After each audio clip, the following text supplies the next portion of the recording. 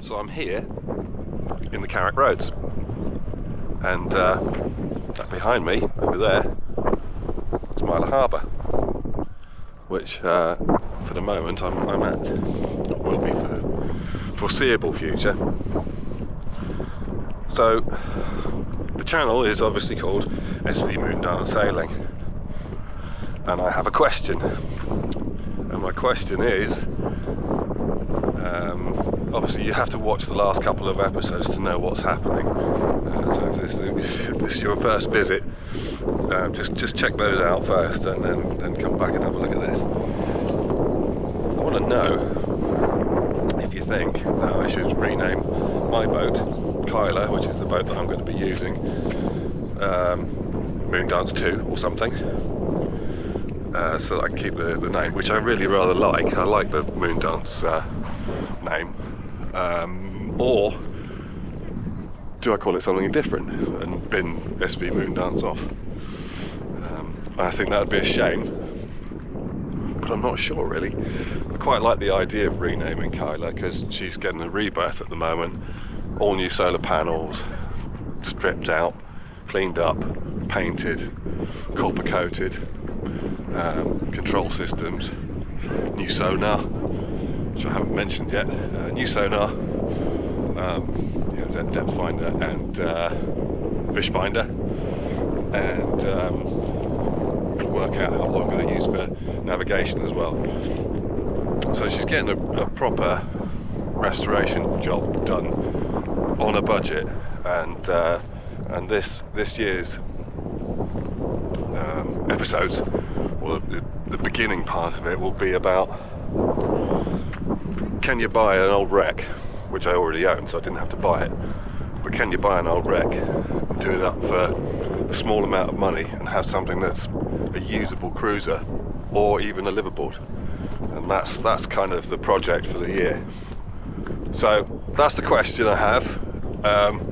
Do I rename the boat or do I rename the channel? So today's little job is to wire the batteries together, and the first thing you do is take the little plugs out of the end of that to stop build up of the gas, which is dangerous. And then okay, I'll start that again because the battery ran out again. So take the plugs out the thing, take all the caps off, connect the negatives together, connect the positive together. That's about it really, and I'll show you the rest of it in a minute. And then you've got, for this job, I've got 70mm square wire, so it's quite chunky. You know, look at the size of my thumb to that.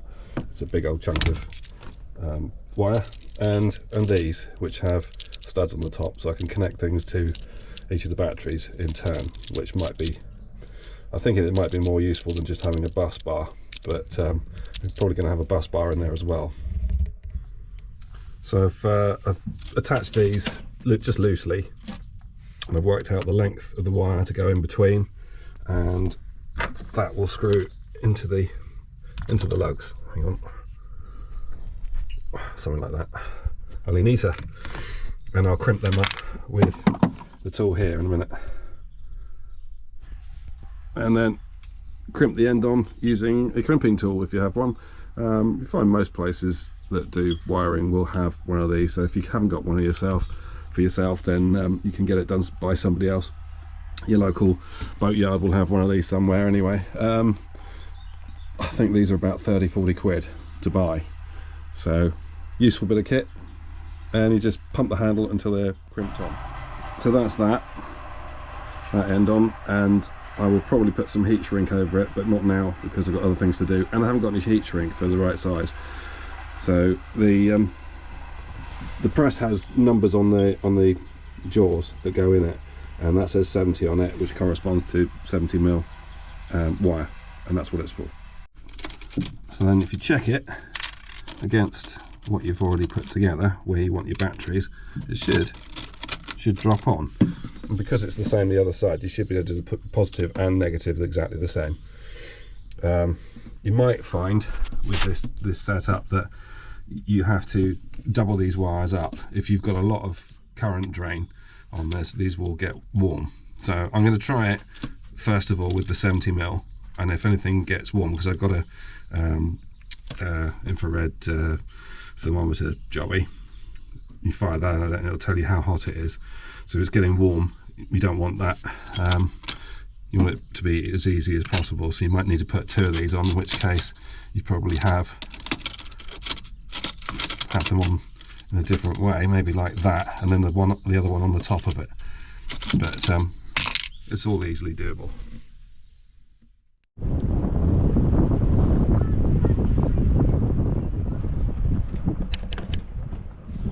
Good morning. I'm just popping around to Ian's boat, which is over there, and we're going to stick the newly constructed solar arch on. I couldn't think what it was called then. It's a bit early, if I'm honest. I might have been up late last night, so I'll film a bit of that in a minute.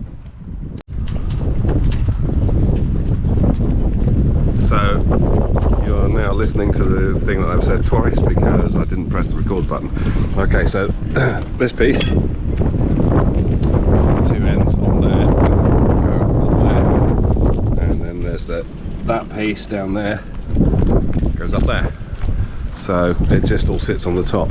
It's fairly straightforward design, and it's a fraction of the price of buying a proper one, if you like. Is it as strong? No, of course it isn't, but I think if you're careful with it and you're aware of what you've got on the back of your boat, it'll last a lifetime. The one on Moondance has withstood, which is over there, has withstood 48 knots in a blast, and it was perfectly fine without any help. So it's a cheap option, and that's kind of what I'm doing this year, is looking at all the cheap options for getting yourself on a liverboard, making it all work, and not spending too much money. Right, that'll move. Okay, so you've just loosened that one off. Yeah. So you've got a bit of play at the top, and you're going to do the same on the other ones. That can move.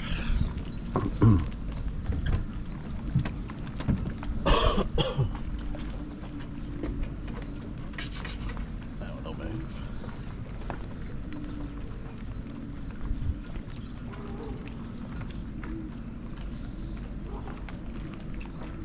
You might actually need an extra pair of hands, because you've got this one's got 2 in the back that I haven't got on that one, so mine goes from edge to edge.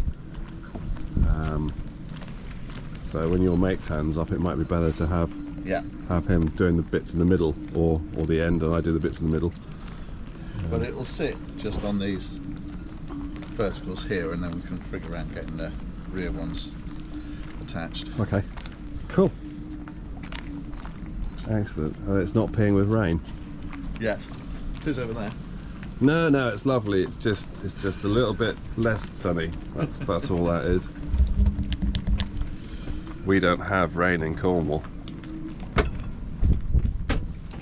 Well, you find me the nicest things. Did you want? I need a third one. See, he's got proper Showing ones. off now. He's got proper ones. Mine is shit. Just like I could have brought an impact bloody drive, which makes life a bit quicker. And strips everything. Yeah. No, it's got not good, honest. You've got 3 settings on it. So one's for like doing gentle, so as in you don't screw things through chipboard. Just drive. Yeah, you've got setting 1, setting 2, and nut lathe. Yeah, and setting 3. I've already Thunderbolt into concrete. Yeah. I've already stripped one of the grub screws, I think. All right, where do you want me? What are we doing? What's your What plan? size do you need?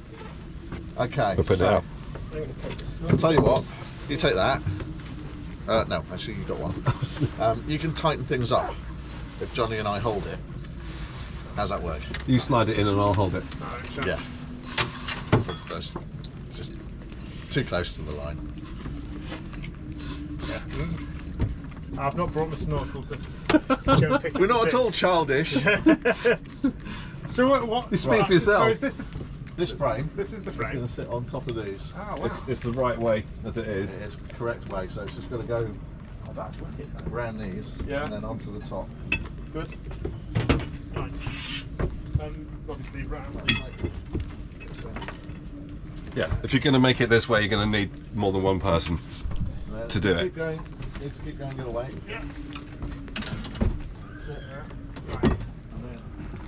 So, we get your side. That's on there. I'll just balance for a sec. Yeah. I'm just going to hold it up for a sec. Can you line it up? Just stand on the side. Right. Are you okay? You've got one balance, hang on now. One's popped out on your side. Right, that one's in. You've got one in. You can probably pivot it over, can't you? It should all move because it's not that tight yet. Now these are all loose. Okay.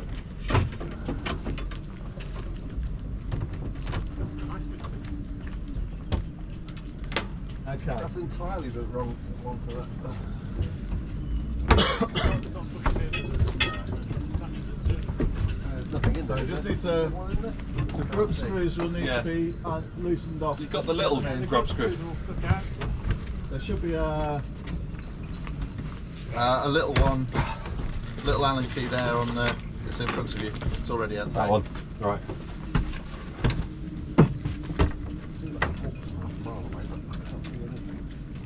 Don't lose the grub screws. Alright, Dad. Don't drop it. I'll just nip one up so it sort of keeps it. Let's do that one up. What do I do with that Allen key? Wild. Just pull down on the top of that bar. Yeah, So that's it's, it. Let's have a look from here. it's hard to tell. It's probably this one here Too needs to high. be dropped down because that corner's higher. So you Yeah. need to undo the little grub screw. Right, you guys have got that for a minute, haven't you? So Yeah. I'll Better. so mostly in there now. Probably nip them up and then just tweak them up as we go. Yeah, you probably have to move it a little bit anyway, Yeah. just to get it reasonably square. Let's have a look from back here without throwing myself in the water. So yeah, that's leaning well outboard.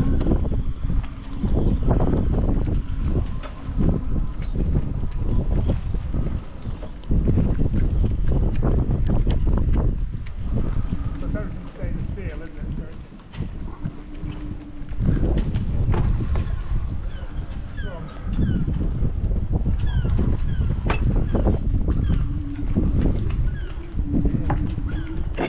If you film me, just remind me to breathe in.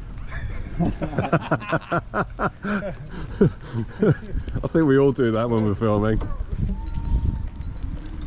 Oh, that's where I've been going wrong. Is that why I look so fat on video? Right, so let's have a look over this side, because I think Right. it seems to be leaning in one direction at the moment. So that's okay.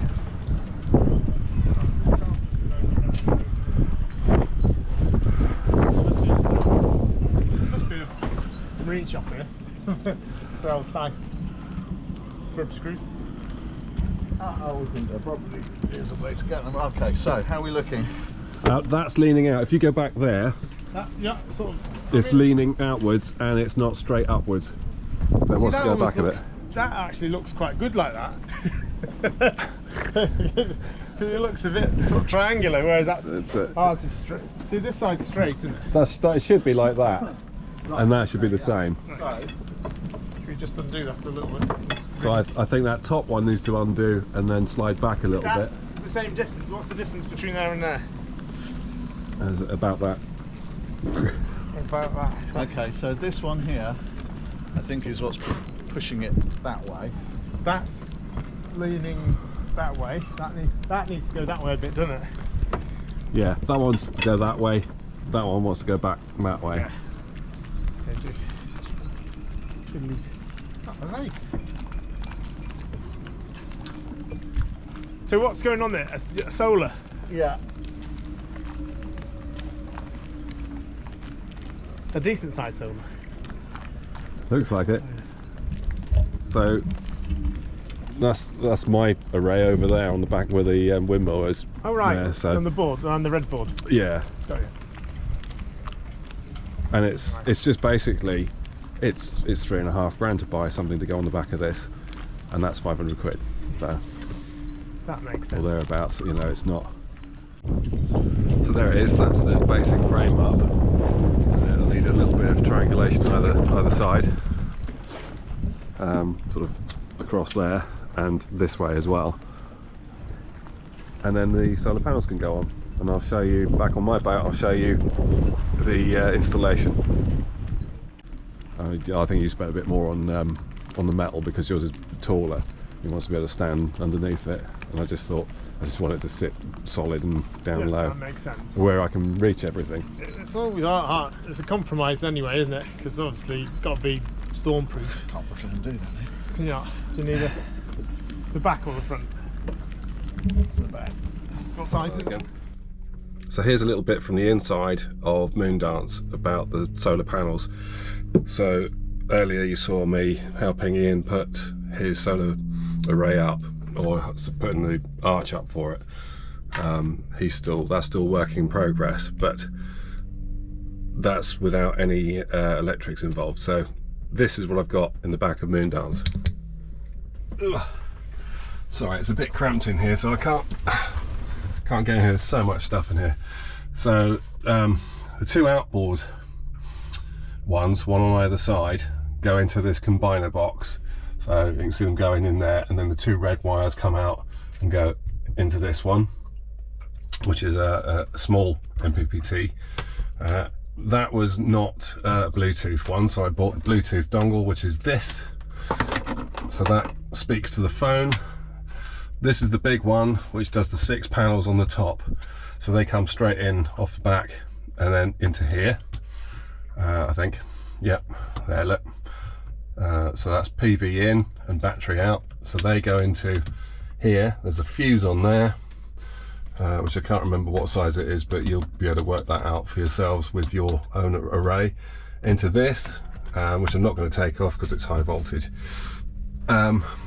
That then goes into fuse down here, which I think is 300. It's a mega fuse, 300 mega fuse, and there's another one down the bottom. This is in no way telling you how to do it. This is how I've done it.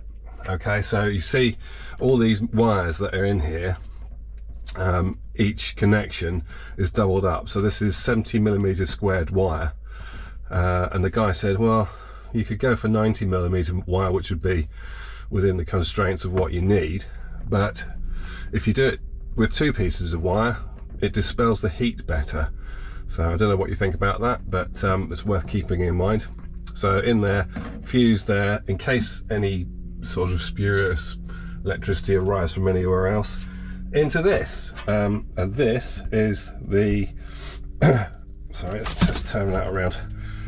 I'm washing everything out there. So from here, where it's all gone in, that's the, sorry, back here is the hybrid MPPT charge controller for the wind turbine, and you can also put, I think, 200 watts of solar on it as well, which, if you look, the red light is lit up. I haven't had enough coffee today. The red light is lit up, which means that there's nothing going in. The top one is flashing, and that means it's chucking some voltage out.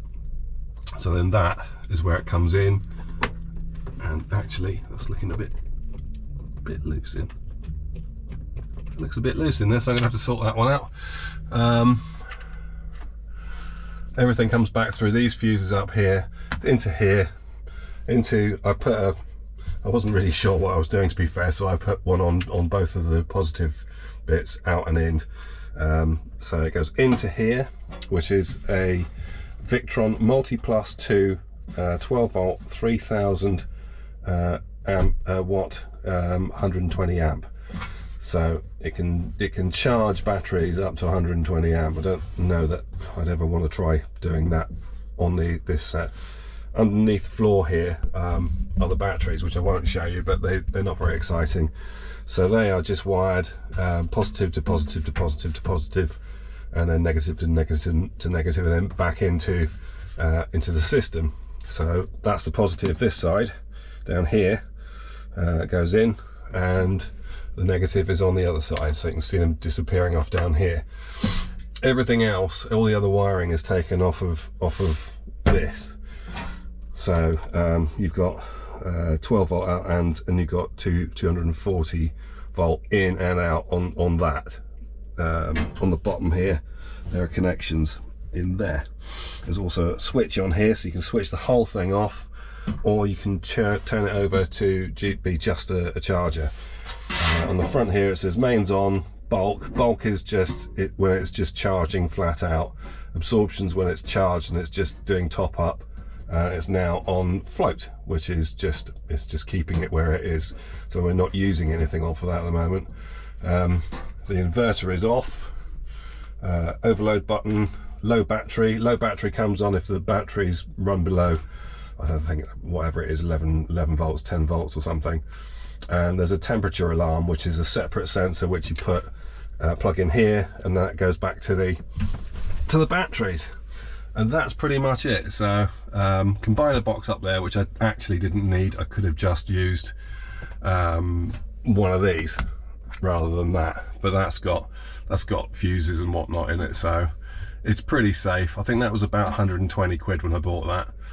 The hybrid MPPT charge controller is several £100 from Marlec. So the Marlec 1200, Rutland 1200 is and my battery's going. No, don't go now, don't leave me now. So it's gonna mess with me. Okay, I'm gonna go back out here. So that's what you get for not charging your battery up before you go and show somebody something that's in the dark. It's all pretty straightforward. And back out here, the Rutland's up on the corner there, so it's up there, and that is charging. It's charging quite nicely at the moment, and everything's working pretty well. So that's how we did it, or I did it, and that's pretty much the same sort of setup as I'm going to put on Kyla, only with cheaper gear. So hopefully it doesn't destroy itself, and then I have to buy it again.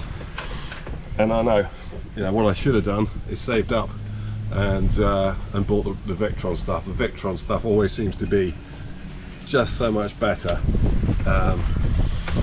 We had no problems with that at all.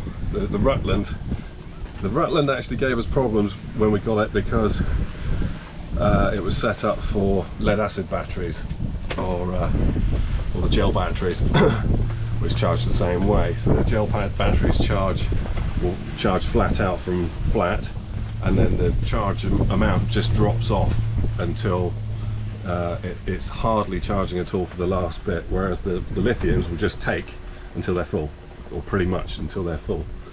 So had to get a dongle that you plug into it, get the software. That's another 40 or 60 quid, I think, after you've spent all that money, and it is a lot of money on a windmill like that. You expect it, sorry, not windmill, wind gen. After you've spent all that money on it, you kind of expect it to be all included, so it should work with whatever you've got, and it doesn't. Once I changed it, I set it myself. I didn't buy the dongle. I borrowed it off of somebody I know, and the software on his laptop, and set it myself. It's not hard. You can do it yourself. You don't need them to do it for you. But if you buy it direct from Rutland, you can get them to change the charge on it, change the way it charges on the box from them. So they'll set it up for you, which is probably a lot easier. You'll never need to, unless you change from lithium to lead acid, or lead acid to lithium, which you might do. You're never going to need the dongle again. So it's a bit of a con, really. Another 40-50 quid. Oh, hello. What are you doing? What are you doing, you weirdo? Okay, that's gone very peculiar now. So the other thing I recommend is, if you're going to put a solar system in yourself, if you've got basic DIY skills, to put it in yourself, do it yourself. and then once it's in, you will understand exactly how it works. So if something breaks, you're going to have a much better idea than having an electrician put it in. Yeah, you can go wrong, but most of the things that come out of the box, all the Victron stuff comes with instructions of how to put it in, what not to do, you know, the danger sides of it, and always use bigger wire than you think you need, and then you're not going to have any overheating and fire problems, which is always going to be not a good thing to have. So I'm mumbling a bit. I don't know what else to say, really. So that's it for this time. Thank you very much for watching. Thank you for all of you that have subscribed. And a question I did get this week was, will we be going back sailing? And yeah, the whole point of this is that I can get the boat back in the water and carry on doing the videos and other stuff out on the water in different places and exploring. The little bits in between are just all the stuff that I've done to get Kyla ready, and my friend's boat as well, and hopefully everything works really well, and you'll be able to see that as you go along. Thank you for the support. Really appreciate all the people who have subscribed this week, and to the people that have chucked some money in the coffee account. If you'd like to do that, you could probably do it here somewhere. Thank you very much. See you next time.